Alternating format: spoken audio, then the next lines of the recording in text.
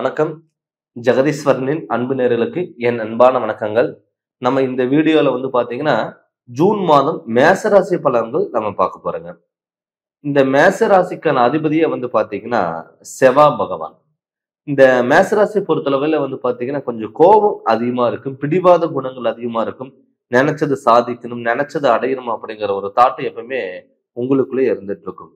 ஆனா, இந்த ஜூன் மாதத்துல பார்த்தீங்கன்னா, உங்க ராசிநாதன் செவ்வாய் சிம்ம ராசியில இருக்காரு. அந்த சிம்ம ராசியோட அதிபதியே சூரியன். அது உங்க குடும்பஸ்தானத்துல ஜூன் மாதம் 14ஆம் தேதி வரைக்கும் பார்த்தீங்கன்னா, ரிஷப ராசியில சூரிய பகவான் இருக்காரு. சூரியன் அங்க பார்த்தீங்கன்னா நீச்சம் பெறாரு. பட் இருந்தாலுமே கூட உங்க ராசிநாதனோட கேது பகவான் இருக்காரு.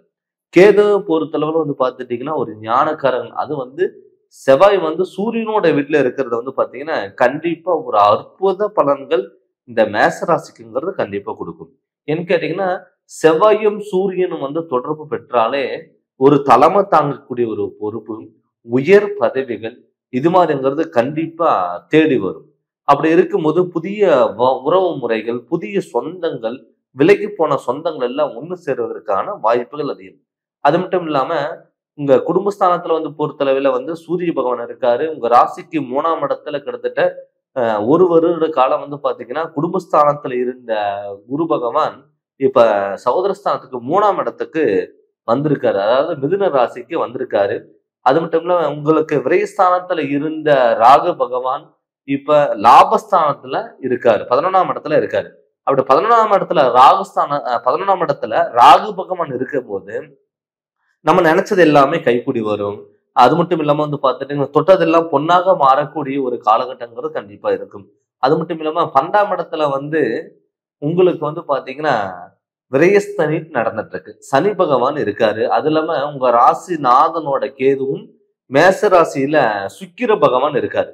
அப்படி சுக்கிர பகவான் இருக்கும் பொழுது பாத்தீங்கன்னா பெரிய பாதிப்புகள் எல்லாமே கண்டிப்பா விலகும். நிறைய பேர்த்துக்கு பாத்தீங்கன்னா நினைச்சது சாதிக்க முடியல, நினைச்சது நம்மளால அடைய முடியல, அப்படி வருத்தப்பட்டவங்களுக்கு எல்லாம் இந்த மாதத்துல பாத்துட்டீங்கன்னா தொட்டது எல்லாமே பொன்னாக மாறக்கூடிய ஒரு காலகட்டமாகவும் கண்டிப்பா இருக்கும்.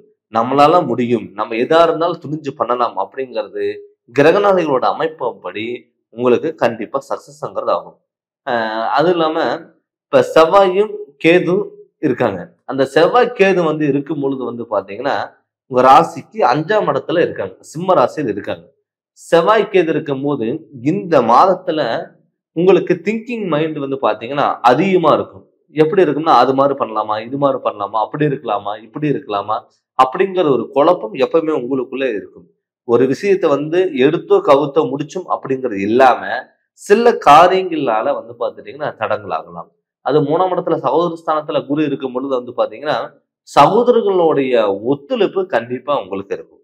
நிறைய பேர் பாத்துட்டீங்கன்னா சொந்த பந்தனால போயிருப்பீங்க. ஒரு சின்ன விஷயத்தினால கருத்து வேறுபாடுனால குடும்பம் பிரிஞ்சிருக்கு. என்னைக்கா இருந்தாலும் நம்ம குடும்பம் ஒண்ணு சேராதான் அப்படின்னு சொல்லி வருத்தப்பட்டவங்களுக்கு எல்லாம் இப்ப இந்த காலகட்டத்துல பாத்தீங்கன்னா ஒண்ணு சேருவதற்கான வாய்ப்புகள் அதிகம்.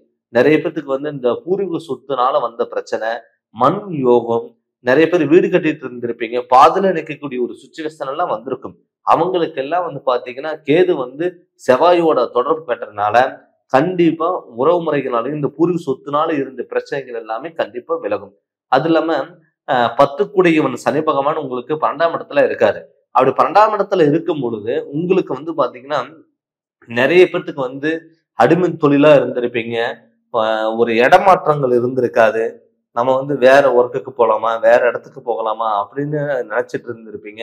நீங்க எதிர்பார்த்த மாதிரி உங்களுக்கு அமையாம இருந்திருக்கலாம். அவங்களுக்கெல்லாம் பாத்தீங்கன்னா இப்ப தொழில்ல நல்ல மாற்றங்கள் வரும்.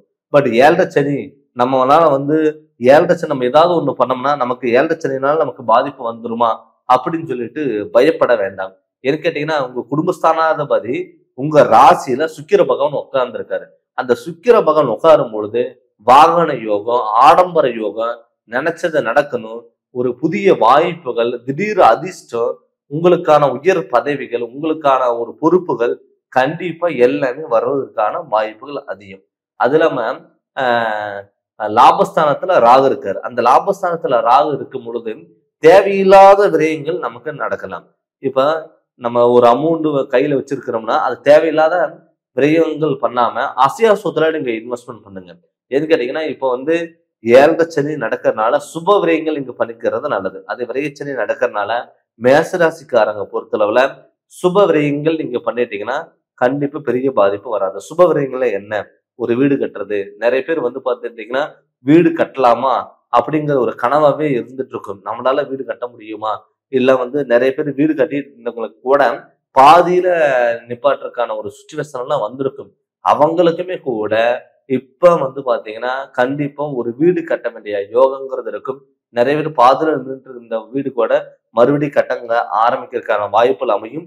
அது மட்டும் இல்லாம வந்து பாத்தீங்கன்னா, இடம் வாங்கலாம்னு நினைச்சீங்கன்னா தாராளமா இடங்கள் வாங்கலாம். அது இல்லாம இப்ப விரயசனி நடக்கிறதுனால சுப விரயங்கள் நீங்க பண்ணலாம். அதாவது நிறைய பேருக்கு வந்து பாத்தீங்கன்னா, திருமணம் ஆகல அப்படின்னு சொல்லி வருத்தப்பட்டவங்களுக்கு எல்லாம் இப்ப இந்த காலகட்டத்தில இருந்து, இந்த ஜூன் மாதத்துல இருந்து வீட்ல ஒரு சுப நிகழ்ச்சிகள் நடக்கிறதுக்கான வாய்ப்புகள் இருக்கிறதுனால, திருமண யோகத்த நீங்க அதுக்கான ஸ்டெப் எடுத்தீங்கன்னா, நல்ல காரியங்கள் கிடைக்கும். அது மட்டும் இல்ல திருமண யோகம்ங்கிறது கண்டிப்பா கைக்கூடி வரும். இந்த வைகாசி மாசத்துல, ஜூன் மாதத்துல உங்களுக்கு ஒரு வீட்ல ஒரு சுப நிகழ்ச்சிகள் அள்ளி கொடுக்கக்கூடிய ஒரு மாதமாவும் கண்டிப்பா இருக்கும். இரவு நேர வாகனங்கள்ல போகும் பொழுது மட்டும் கொஞ்சம் கவனமா இருக்கணும். ஏன்னு கேட்டீங்கன்னா, ரிஷப ராசியோட அதிபதி வந்து பாத்தீங்கன்னா சுக்கிர பகவான். அது உங்க ராசியில இருக்காரு. வாகன யோகம்ங்கிறது கண்டிப்பா கொடுக்கும். அது மட்டும் இல்லாம உங்க ராசிக்கு 12ஆம் இடத்துல சனி பகவான் இருக்காரு. அந்த சனி பகவான் வந்து பாத்துட்டீங்கன்னா, ஒரு சில செயல்கள் வந்து பாத்தீங்கன்னா தாமதப்படுத்துவார். அதனால கொஞ்சம் இரவு நேர பயணங்கள்ல கொஞ்சம் கவனமா இருங்க. வெளியூர்ல இருக்கிறவங்க, வெளிநாட்டுல இருக்கிறவங்க கண்டிப்பா புதிய வாய்ப்புகள் கண்டிப்பா தேடி வரும். புதிய ஒப்பந்தங்கள் கண்டிப்பா ஒரு ஒப்பந்தமா செய்யறதுக்கான வாய்ப்புகளும் அமையும். குழந்தை பாக்கியம் இல்லாதவங்களுக்கு வந்து பாத்தீங்கன்னா, தடப்பட்ட குழந்தை பாக்கியம் அதுவும் நடக்கக்கூடிய ஒரு சூழ்நிலைங்கிறது கண்டிப்பா அமையும். இதனால வந்து பாத்தீங்கன்னா, பல பிரச்சனைகளுக்கான தீர்வுகள் இந்த மாதம் உங்களுக்கு நிரந்தரமான தீர்வா இருக்கும். கடன் தொல்லைகள் நிறைய பேர் வந்து பாத்தீங்கன்னா, கடன் வாங்கி தான் கட்டக்கூடிய ஒரு சுச்சுவேஷன் வரும். இங்க கடன் வாங்கி அது கட்டுறதா, வட்டி கட்டுறதுக்கு புது கடன் வாங்கி கட்ட வேண்டிய ஒரு கால சூழ்நிலைகள் உங்களுக்கு இருந்திருக்கும். அவங்களுக்குமே வந்து பாத்தீங்கன்னா, கண்டிப்பா உங்களுக்கு அந்த கால சூழ்நிலைகளுக்கு ஏற்ப கண்டிப்பா உங்களுக்கு அந்த கடன் சுமைங்கிறது கண்டிப்பா குறையும். ஏன்னு கேட்டீங்கன்னா, உங்க ராசிக்குல வந்து சுக்கிரன் இருக்காரு. அந்த சுக்கிரன் வந்து உங்களுக்கு யோகமானது கண்டிப்பா குடுப்பாரு. அது இல்லாம வந்து பாத்தீங்கன்னா, தொழில்ஸ்தானத்தையும் குரு பாக்குறாருங்க. அப்படி குரு பார்க்கும்போது உங்க ராசிக்கு 10ஆம் இடத்தையும் குரு பார்க்கிறாரு, 8ஆம் இடத்தையும் குரு பார்க்கிறாரு, 6ஆம் இடத்தையும் குரு பார்க்கிறாரு. அப்படி குரு பார்க்கும் பொழுது கண்டிப்பா உங்களுக்கு தொழில நல்ல மாற்றங்கள் வரும். அதனால நீங்க தைரியமா எதா இருந்தாலும் துணிஞ்சு நீங்க பண்ணலாம். கவர்மெண்ட் ஜாபுக்கு கூட நீங்க ட்ரை பண்ற மாதிரி இருந்தா தாராளமா நீங்க கவர்மெண்ட் ஜாப்பும் ட்ரை பண்ணலாம். இது வந்து நம்ம பொது பலனா தான் மாதம் மாதம் நம்ம பார்த்துட்டு இருக்கோம். அதே மாதிரி இதுவும் ஒரு பொது பலன் தாங்க. கிட்டத்தட்ட இது வந்து ஒரு 30% வந்து உங்களுக்கு கரெக்டா இருக்கும். மீதி ஒரு 70% இல்ல நம்மளுடைய முழு பலனும் நீங்க தெரிஞ்சுக்கணும்னா, உங்களுடைய சுய ஜாதகத்துல நடக்கக்கூடிய திசாபுத்திகள் எப்படி இருக்குன்னு பார்த்து அதனோட வழிகள் நீங்க கண்டிப்பா போங்க. உங்களுக்கு நல்ல மாற்றங்கள் கண்டிப்பா குடுக்கும். நீங்க ஜாதகம் பார்க்கணும்னு சொல்லி விருப்பப்பட்டீங்கன்னா, என்னுடைய ஃபோன் நம்பருக்கு நீங்க ஃபோன் பண்ணி கன்சல்டிங் வாங்கிக்கோங்க. கண்டிப்பா உங்களுக்கு நல்ல விளக்கங்கிறத நான் தரேங்க.